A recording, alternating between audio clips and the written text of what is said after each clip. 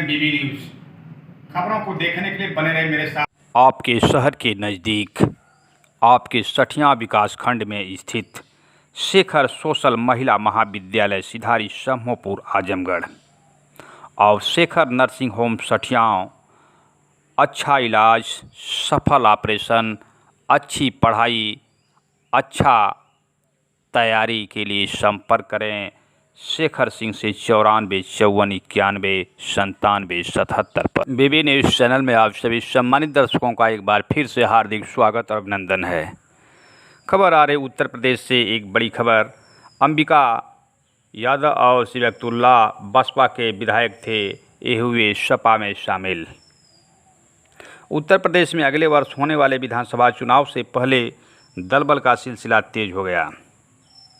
दबंग विधायक मुख्तार अंसारी के भाई सिबकतुल्ला अंसारी शनिवार को बसपा छोड़ करके सपा में शामिल हो गए। इसी के साथ ही अंबिका चौधरी ने बसपा का दामन छोड़ करके सपा की पार्टी का दामन थाम लिया। सपा प्रमुख अखिलेश यादव ने इन दोनों नेताओं का स्वागत करते हुए सपा की सदस्यता दिलाई।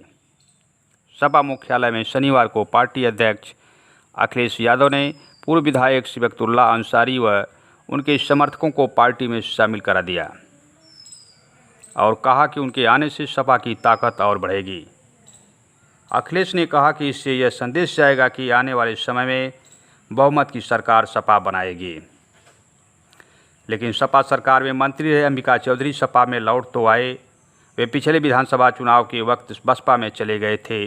सपा मुख्यालय में अंबिका अपनी पुरानी पार्टी में वापस आने पर भावुक हो गए। जब बोलने की बारी आई तो चौधरी खुद संभाल नहीं पाए और मंच पर अखिलेश के सामने फूट फूट करके रोने लगे। अखिलेश ने उन्हें दिलासा दिलाया। वहीं गाजीपुर जनपद से भी एक बड़ी खबर उभर करके सामने आ रही है।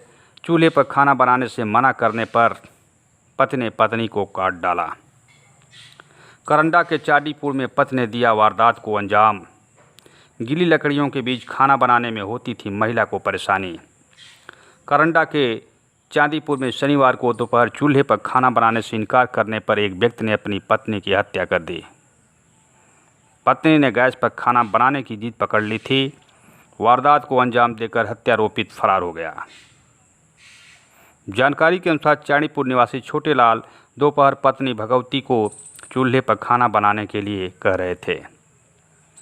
वह लकड़ियां काटने लगा। थोड़ी ही देर के बाद भगवती छोटी बेटी को लेकर के वहां पहुंची और छोटे लाल से गैस पर खाना बनाने की बात कहने लगी। पत्नी ने गैस मांगी होने का हवाला देकर के चूल्हे पर खाना बनाने को कहा। भगवती अपने जीत पर अड़ी रही और गुस्से में छोटे लाल ने कुल्हाड़ी से हमला करके पत्नी को काट डाला।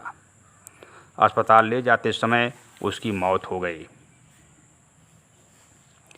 वहीं आजमगढ़ जनपद से भी एक बड़ी खबर उभर करके सामने आ रही है। 2 बाइक सवार बदमाश आए और घटना को अंजाम दे दिए। प्रधानी की चुनावी रंजिश में युवक को गोली मार करके फरार हो गए। पवई क्षेत्र के शाहदुल्लापुर गांव में शुक्रवार की रात प्रधान चुनाव की रंजिश में बदमाशों ने युवक की गोली मार करके फरार हो गए। युवक बुरी तरह से जख्मी हो गया। वारदात को अंजाम देने के बाद बदमाश फरार हो गए। परिजनों ने घायल युवक को मंडलीय अस्पताल में भर्ती कराया। घायल युवक के पिता आरोपितों के खिलाफ नामजद तहरीर दिए हैं। शाहदुल्लापुर गांव निवासी 1 लाख के पुत्र 37 वर्षीय अनवर की आटा चक्की है और रात को 10:30 बजे आटा चक्की के बाहर बैठा हुआ था। इसी बीच 2 बाइक 4 बदमाश पहुंचे और प्रधान चुनाव को रंजिश को लेकर के गाली गलौज करने लगे और तमंचा निकाल करके फायर कर दिए, जिससे युवक बुरी तरह जख्मी हो गया। वहीं आजमगढ़ जनपद के नगर कोतवाली क्षेत्र से भी खबर आ रही है। प्रेमिका के कमरे में मिली युवक की लाश। नगर कोतवाली क्षेत्र के एक मोहल्ले में शुक्रवार की रात प्रेमिका किराए के कमरे में फांसी से लटकती हुई युवक की लाश मिली। लोगों ने बताया कि युवक पिछले 5 दिनों से प्रेमिका के घर में रहता था। प्रेमिका की मां रक्षाबंधन को लेकर के बाहर चली गई थी। मालकिन को जब पता चला तो उसने कमरा खाली करने की चेतावनी दे दी। उधर प्रेमिका ने प्रेमी को कमरे में बंद करके ड्यूटी पर चली गई। दूसरे दिन जब खोल करके देखा गया कमरा तो वहाँ प्रेमी ने आत्महत्या कर लिया था। घटना की जांच पुलिस पड़ताल। मुबारकपुर थाना क्षेत्र से भी खबर उभर करके सामने आ रही है। मुबारकपुर थाने पर तैनात इंस्पेक्टर एसपी सिंह ने चोरी की माल के साथ 4 लोगों को गिरफ्तार कर लिया और उन्हें जेल भेज दिया। पुलिस ने चोरी की माल के साथ 4 लोगों को गिरफ्तार किया। मुबारकपुर थाना की पुलिस ने 10 दिन पूर्व अमूड़ी विद्यालय में हुई चोरी के मामले में वांछितों को मुखबिर की सूचना पर अमूड़ी ईंट भट्ठे के पास से पकड़ लिया। गिरफ्तार शिवा यादव उर्फ शिवानंद यादव, राहुल यादव, आलोक यादव के पास से साउंड सिस्टम और 6 पंखा समरसेबल बरामद हुआ। वहीं निजामाबाद थाने पर तैनात इंस्पेक्टर शिवशंकर सिंह ने भी रोमा बाजार के पास से सिद्धू चौहान को पकड़ लिया। उसके पास से चोरी का लैपटॉप और मोबाइल बरामद हुआ। वहीं खबर आ रही पवई थाना क्षेत्र से शराब के नशे में झगड़ा करने वाले युवक का मिला शव, क्षेत्र में हुई सनसनी। पवई क्षेत्र के गालीपुर गांव में शनिवार की सुबह में युवक का लटकता शव मिलने से सनसनी फैल गई। शुक्रवार रात वह शराब पीकर घर लौटा था। मां से विवाद करने के बाद वह अपने कमरे में चला गया था। सूचना मिलने के बाद पुलिस मौके पर पहुंच गई। गालीपुर गांव निवासी 19 वर्षीय सुनील शुक्रवार को बाजार गया था। देर रात वह शराब के नशे में घर लौटा। मां ने जब एतराज़ किया तो उसके साथ उसने विवाद कर दिया। आसपास के लोगों ने मामला समझा बुझा करके शांत कराया। इसके बाद वह अपने कमरे में चला गया। मां बाहर बरामदे में सो गई। सुबह जब सो कर के लोग उठे तो देखे सुनील का लटकता हुआ शव। परिवार में कोहराम मचा हुआ। परिवार के लोगों का रो रो करके बुरा हाल बना। अब हम आपको दिखाने चल रहे हैं पशुपालन विभाग से जुड़ी कुछ खबरें। आजमगढ़ जनपद में तैनात जिला पशु चिकित्सा अधिकारी वीरेंद्र सिंह से हुई कुछ खास बातचीत का अंश हम आपको दिखाने चल रहे हैं। जब उनसे पूछा गया कि पशुपालकों का क्या योजनाएं चल रही हैं, इनकी आय दुगुना कैसे होगी, पशुओं में खुरपका मुंहपका के इलाज के लिए किस तरह का अभियान चल रहा है, टैग की क्या स्थिति है, टैग लगाने से पशुपालकों का क्या फ़ायदा होगा, इस पर उन्होंने प्रकाश डालते हुए बताया। आइए हम आपको दिखाते हैं। हाँ डॉक्टर साहब, अपना संक्षिप्त परिचय देते हुए हमको अवगत कराएं कि पशुपालकों के लिए क्या क्या योजनाएं इस समय चल रही हैं। मैं डॉक्टर वीरेंद्र सिंह, मुख्य पशु चिकित्सा अधिकारी आजमगढ़, आपको बताना चाहूँगा कि वर्तमान में पशुपालन विभाग द्वारा कई योजनाएं चलाई जा रही हैं जो पशुपालकों के लिए बहुत ही हितकर और लाभकारी हैं। सबसे पहले तो मैं आपको बताना चाहूँगा कि पशुओं में इस समय गला घोटू का टीकाकरण किया जा रहा है। टीकाकरण का लक्ष्य 7.5 लाख है और अभी तक 2,30,000 टीकाकरण हो चुका है और सतत टीकाकरण किया जा रहा है। आगामी 15 दिनों में पूरा लक्ष्य पूर्ण कर लिए जाने की हमारी रणनीति है। इसके बाद पशुओं में टैगिंग की एक बहुत बड़ी महत्वाकांक्षी योजना चल रही है।